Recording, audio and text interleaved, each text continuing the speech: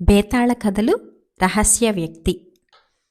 పట్టువదలని విక్రమార్కుడు చెట్టు వద్దకు తిరిగి వెళ్ళి చెట్టుపై నుంచి శవాన్ని దించి భుజాన వేసుకుని ఎప్పటిలాగే మౌనంగా శ్మశానంకేసి నడవసాగాడు. అప్పుడు శవంలోని బేతాళుడు, రాజా, నిన్ను చూస్తే ఎవరూ నీ గొప్పతనం తెలుసుకోలేరు. కొందరు హయగ్రీవుడిలాగా తమ గొప్పతనాన్ని రహస్యంగా దాచుకుంటారు. శ్రమ తెలియకుండా నీకు హయగ్రీవుడి వింత కథ చెబుతాను విను అంటూ ఇలా చెప్పసాగాడు. ఒకానొక దేశంలో ఒక కాపుకు 3 కొడుకులుండేవాళ్లు. పెద్దవాళ్ళిద్దరూ చురుకైన వాళ్ళు, కష్టపడి పనిచేసి ఇంత సంపాదించుకోగలవాళ్లు. మూడోవాడు హయగ్రీవుడు మందకోడిగా ఉండేవాడు. అతను సాధారణంగా అడవిలో తిరుగుతూ ఉండేవాడు, లేదా అస్తమానము ఇంట్లో ఒక మూల కూర్చునేవాడు. ఏ పని చేసేవాడు కాడు. చెయ్యటానికి అతనికి ఏ పని రాదు కూడాను. అయినా హయగ్రీవుడు ఎంతో సౌమ్యుడు, మంచివాడు కావటం చేత అతన్ని తల్లిదండ్రులు, అన్నలు అతని మానాన బతకనిచ్చేవారు. అతను మందమతి అని వాళ్ల నమ్మకం. అందుచేత రాజుగారు ఏటా తన పుట్టినరోజు ఉత్సవం జరిపినప్పుడు తన అన్నలతో పాటు ఉత్సవం చూడబోతానని హయగ్రీవుడు అంటే అతని తల్లి వద్దనేది. నువ్వు నలుగురిలో తిరగనేర్చిన వాడివి కాదు. నిన్ను చూసి అందరూ నవ్వుతారు. ఇంట్లోనే ఉండిపోనాయనా అనేదామె. ఎప్పటికైనా ఆ ఉత్సవానికి వెళితే ఎవరికీ తెలియకుండానే వెళతాలే అనేవాడు హయగ్రీవుడు. ఇలా ఉండగా రాజు ఒక వింత ప్రకటన చేశాడు. ఆయన తన కుమార్తెకు వివాహం చేయ నిశ్చయించి ఆమెకు తగిన వరుణ్ణి నిశ్చయించటానికి ఒక పోటీ ఏర్పాటు చేశాడు. రాజకుమార్తె రాజభవనం 2వ అంతస్తు మీద ఉంటే అంత ఎత్తు ఎగిరి ఆమెను చేరుకోగలవాడికి ఆమెనిచ్చి పెళ్లి చేస్తారు. ఈ చాటింపు వినగానే దేశంలో ఉన్న బ్రహ్మచారి యువకులందరూ పోటీకి తలపడ్డారు. కాని ఒక్కరు కూడా రాజకుమార్తె ఉన్న 2వ అంతస్తు మీదకి ఎగరలేకపోయారు. ఒకనాడు హయగ్రీవుడు అన్నలు కూడా పోటీలో పాల్గొనటానికి బయలుదేరారు. హయగ్రీవుడు వాళ్ల వెంట ప్రయాణం చేసే ప్రయత్నం చేయక కర్ర ఒకటి పుచ్చుకొని అడవికేసి వెళ్ళాడు. అడవి అంచున ఒక పెద్ద పూపొద ఉన్నది. హయగ్రీవుడు తన కర్రతో 3 సార్లు పొదను కొట్టేసరికి ఒక దేవత ప్రత్యక్షమైంది. ఈ దేవత అతనికి చాలా కాలంగా తెలిసినదే, కాని ఆ సంగతి ఎవరికీ తెలియదు. ఏం కావాలి అని దేవత హయగ్రీవుణ్ణి అడిగింది. వేగంగా పరిగెత్తే గుర్రము, వెండి దుస్తులు, వెండి నాణాలు కావాలి అన్నాడు హయగ్రీవుడు. మరుక్షణమే అతను కోరినవి లభించాయి. అతను గుర్రమెక్కి రాజభవనానికి వెళుతూ దారిలో తన అన్నలిద్దరినీ కలుసుకుని ఎక్కడికి ప్రయాణం అని అడిగాడు. వాళ్ళు తమ తమ్ముణ్ణి గుర్తించక రాజభవనానికి అన్నారు. శుభం అంటూ హయగ్రీవుడు తన అన్నలకు చెరొక 3 వెండి నాణాలు ఇచ్చి ముందుకు సాగాడు. అతను రాజభవనం చేరేసరికి అక్కడ చేరిన వారంతా అతనికేసి నోళ్లు తెరుచుకుని చూశారు. అంత గొప్ప దుస్తులు ధరించిన వాణ్ణి వాళ్లు అంతకు పూర్వం ఎన్నడూ చూడలేదు. మేడ మీద నుంచి రాజకుమార్తె కూడా అతన్ని ఎంతో ఆసక్తిగా చూసింది. అతను గుర్రం దిగి ఒక్క ఎగురు ఎగిరాడు. కాని 2వ అంతస్తును చేరుకోలేకపోయాడు. తర్వాత అతను ఎవరికేసి చూడకుండా తన గుర్రాన్ని ఎక్కి శరవేగంతో అక్కడి నుంచి వెళ్ళిపోయాడు. అతను తిరిగి పూపొదకు వచ్చి దేవత తనకిచ్చినవి ఆమెకు తిరిగి ఇచ్చేసి ఇంటికి చేరుకున్నాడు. తర్వాత చాలాసేపటికి అతని అన్నలు వాడెవడై ఉంటాడో అనుకుంటూ ఇంటికి చేరేసరికి హయగ్రీవుడు మాటా పలుకు లేకుండా ఒక మూల పడుకొని ఉన్నాడు. మర్నాడు అన్నలు రాజభవనానికి బయలుదేరాక హయగ్రీవుడు అక్కడికి వెళ్లి దేవతలను అడిగి ఇంకా పెద్ద గుర్రము, బంగారు దుస్తులు, బంగారు నాణాలు తీసుకుని దారిలో తన అన్నలను కలుసుకుని వాళ్లకు చెరొక 10 బంగారు నాణాలు ఇచ్చి మాట్లాడకుండా ముందుకు సాగిపోయాడు. ఈసారి అతను 2వ అంతస్తుకు ఎగిరాడు. కాని అక్కడ నిలవక వెంటనే కిందికి దుక్కి తన గుర్రం ఎక్కి వెళ్ళిపోయాడు. అతను దేవత ఇచ్చినవి దేవతకు తిరిగి ఇచ్చి ఇల్లు చేరుకుని ఒక మూల పడుకున్నాడు. అతని అన్నలు చాలాసేపటికి ఇంటికి తిరిగి వచ్చి తమ తల్లితో తాము చూసినదంతా ఉత్సాహంగా చెప్పారు. ఈ లోపల రాజు పందెంలో గెలిచినవాడు పరారీ అయినందుకు చాలా ఆగ్రహం చెంది అతన్ని పట్టుకున్న వాడికి అంతులేని ధనం ఇస్తానని చాటింపు వేయించాడు. అతను మాకు చాలా ఉపకారమే చేశాడు. అయినా రేపు అతను కలిసినప్పుడు అతన్ని పట్టుకుని రాజుగారికి అప్పగించి బహుమానం పుచ్చుకుంటాం అన్నారు హయగ్రీవుడి అన్నలు తమ తల్లితో. వాడు అంత సులువుగా దొరకడేమో అన్నాడు హయగ్రీవుడు. నీకసలేమీ తెలీదు, నువ్వు నోరు మూసుకో అని అన్నలు అతన్ని మందలించారు. మర్నాడు చాలా పెందలాడే అన్నలు రాజభవనానికి బయలుదేరారు. ఆ రోజు హయగ్రీవుడు కూడా పెందలాడే లేవటం చూసి తల్లి ఆశ్చర్యపడింది. ఏమీ లేదమ్మా, అడవికి పోయి కట్టెలు తెద్దామనుకున్నాను అన్నాడు హయగ్రీవుడు. అతను అడవికి వెళ్లిన మాట నిజమే కాని కట్టెల కోసం కాదు. ఈసారి అతను దేవతనడిగి రత్నాలంకారాలు కల గుర్రాన్ని, దుస్తులు, ఒక రత్నాల సంచిని పుచ్చుకున్నాడు. అతను తన అన్నలను కలుసుకోగానే వాళ్ళు, దొరికావురా దొంగ, రాజుగారి దగ్గరికి పద అంటూ అతన్ని గుర్రం మీద నుంచి కిందకి లాగబోయారు.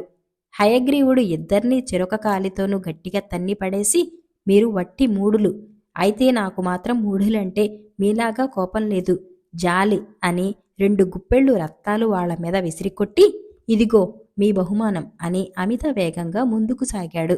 అతను రాజధాని చేరగానే అక్కడి రాజభటులు, సైనికులు అతన్ని చుట్టుముట్టి పట్టుకోబోయారు.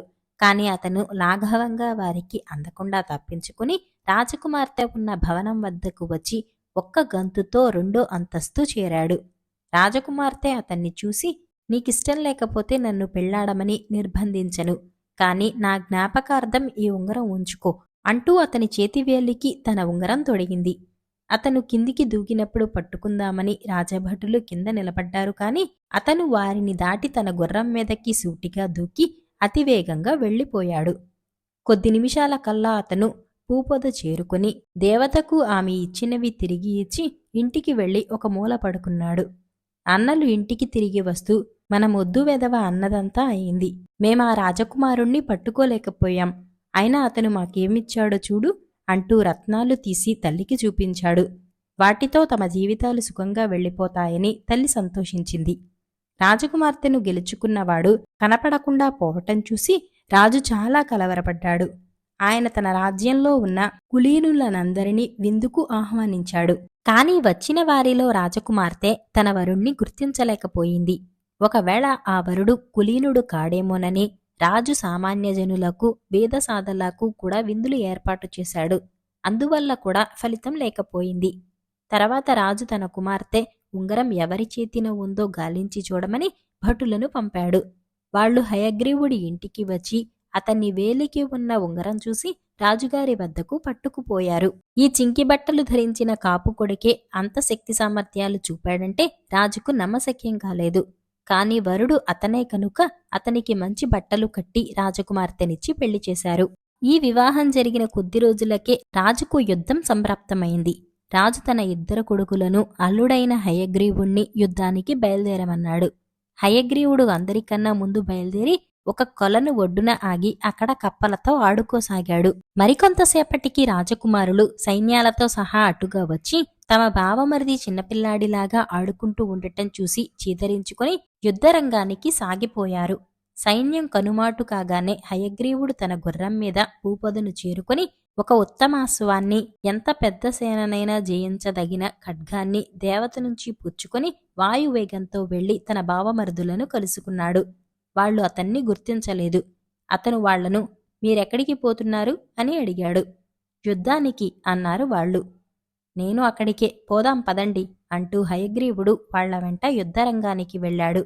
యుద్ధభూమి చేరుతూనే అతను శత్రు సైన్యంలో చొరపడి ఎడాపెడా శత్రువులను వధించసాగాడు. సాయంకాలం దాకా యుద్ధం జరిగింది. జయాపజయాలు తేలలేదు. రాజకుమారులు ఇంటికి వచ్చి ఆ వీరుణ్ణి గురించి, కప్పలతో ఆడుకుంటున్న తమ బావమరిదిని గురించి చెప్పారు. ఇంతలో హయగ్రీవుడు వచ్చాడు. రాజు అతన్ని చూసి పట్టరాని ఆగ్రహంతో, నువ్వు నాకు తీరని అపకీర్తి తెచ్చావు, నా కుమార్తె పిరికివాణ్ణి పెళ్లాడింది అన్నాడు. మర్నాడు యుద్ధభూమికి రాజు స్వయంగానే సైన్యాలను నడిపించుకుంటూ వెళ్లాడు. ఆయన తన వెంట హయగ్రీవుణ్ణి కూడా రమ్మన్నాడు. కాని హయగ్రీవుడు మధ్యదారిలో గుర్రాన్ని వెనక్కు తిప్పి అతివేగంగా వెళ్లిపోయాడు. పిరికి పంద, వీణ్ణి రాజభవనంలో మరి అడుగు పెట్టనివ్వను అనుకున్నాడు రాజు. రాజుగారు యుద్ధరంగానికి చేరే లోపల యుద్ధం ముగిసిపోయింది. శత్రు సైన్యాలు చిందరవందరాయి ఉన్నాయి. శత్రురాజు బందీ అయి ఉన్నాడు. ఏం జరిగింది అని రాజు శత్రురాజును అడిగాడు. మీ యోధుడు ఒక్కడే నా సేననంతటినీ నాశనం చేశాడు. అతనెవడో కాని 1000 మంది రాక్షసుల పెట్టుగా ఉన్నాడు అన్నాడు శత్రురాజు. అతనెక్కడా అని రాజు అడిగాడు. గాయపడి ఆ చెట్టు కింద ఉన్నాడు అన్నాడు శత్రురాజు. రాజు ఆ యోధుడి వద్దకు వెళ్లి చూశాడు. శిరస్త్రాణం ధరించి ఉండటం చేత యోధుడి ముఖం రాజుకు కనిపించలేదు. ఆ యోధుడి తొడ మీద పెద్ద గాయమై రక్తం కారుతున్నది. రాజు తన జరీ పట్ట చించి ఆ యోధుడికి కట్టు కట్టించి, నువ్వు ఎవరు నాయనా అని అడిగాడు. నేనే అన్నాడు హయగ్రీవుడు. అతను లేచి తన గుర్రం ఎక్కి బయలుదేరి కొంతసేపటికి తన మామూలు దుస్తులతో రాజభవనం చేరి గాయం బాధ పెడుతుండటం వల్ల తన గదిలో పడుకున్నాడు.